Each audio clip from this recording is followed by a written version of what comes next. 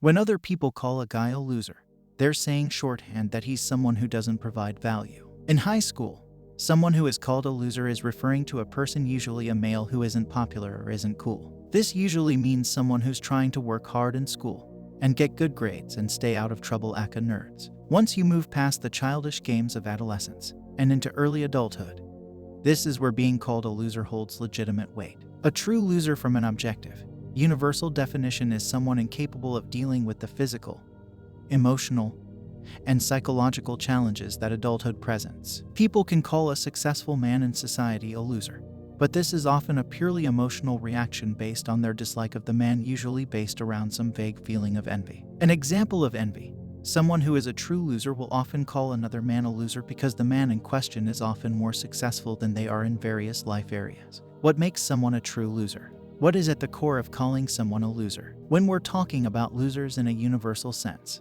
this typically refers to two things: a man who still acts childish relative to his age, a man who lacks self-efficacy in basic life areas. What does this mean? Well, what comes to mind when you think of a guy who acts like a child relative to his age? While that one's easy to grasp, let's talk about the second one briefly. Self-efficacy. Self-efficacy is usually defined as an individual's ability to perform in a way that helps them get needs met in a specific area. Being productive. In this scenario, a loser is someone who lacks the self-efficacy to get themselves to the next level in life. This might be the guy who can't hold down a job because they can't get over addictive or compulsive behavior. Or it might be the guy who can't even get a job in the first place because all he wants to do is play video games. He lacks gusto. He lacks drive. At its core, life is the ultimate game, and it's often a game of resources. Resources come in the form of money, social status, and the ability to choose how to spend time. People who are all-around losers often have limited or no access to resources and most likely have low self-efficacy. In harder times like caveman days,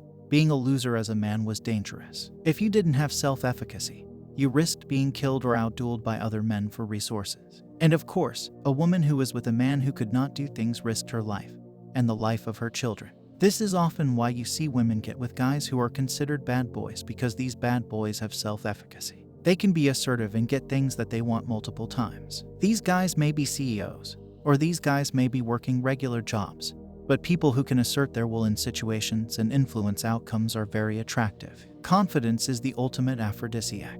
But simply summed up, guys who are true losers are often men who are low on the dominance hierarchy. Due to lack of will, they cannot get life to comply with their demands. If you want to stop being a loser, you have to stop letting circumstances dictate the outcomes. Some of the most influential people in history decided to shape instead of being shaped. They took the cards they were given and played a masterful game even in the face of daunting odds. You may have faced daunting odds growing up. Are you going to let that be the final tale in the story? Are you just going to lay down and accept defeat? You may not be able to choose your past, but you can choose what you do with it.